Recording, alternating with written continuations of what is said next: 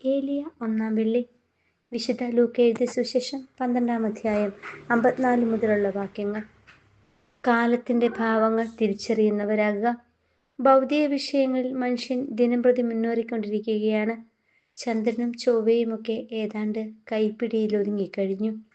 AI-യുടെ ആവിർഭാവത്തോടെ മനുഷ്യബുദ്ധിയെ അതിലംഘിക്കുന്ന മുന്നേറ്റങ്ങളാണ് ഇനിയുള്ള ഒരു ദശാബ്ദത്തിനുള്ളിൽ മാനവലോകം ദർശിക്കാൻ പോകുന്നത്. പക്ഷേ വിരോധാഭാസമെന്ന് പറയട്ടെ, ദൈവിക വിഷയങ്ങളിൽ മനുഷ്യൻ അനുനിമിഷം പിന്നോട്ട് പോയിക്കൊണ്ടിരിക്കുകയാണ്. ഭൂമിയുടെയും ആകാശത്തിന്റെയും ഭാവഭേദങ്ങൾ വിവേചിച്ചറിയുവാനും വ്യാഖ്യാനിക്കുവാനും പഠിച്ച മനുഷ്യന് ദൈവിക വിഷയങ്ങളിൽ എന്തേ ഇത്ര അലസത എന്ന ചോദ്യമാണ് യേശു ഇന്ന് ചോദിക്കുന്നത്. ഒരു വിധി നടപ്പാക്കുന്നതിൻ്റെ ഭാഗമായിട്ടാണ് യേശു ലോകത്തിലേക്ക് അയക്കപ്പെട്ടത്. എനിക്കൊരു സ്നാനം സ്വീകരിക്കുവാനുണ്ട്, അത് നിവൃത്തിയാകുവോളം ഞാൻ ഞെരുങ്ങുന്നു.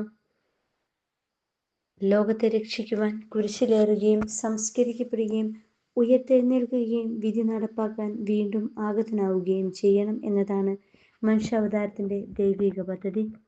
ഈ തിരിച്ചറിവ് ലഭിക്കാത്തവർ ഭൗതിക വിഷയങ്ങളിൽ മാത്രം തൃപ്തിയടയുകയും ന്യായാധിപന്റെ വിധിക്ക് പാത്രീഭൂതരാവുകയും ചെയ്യും.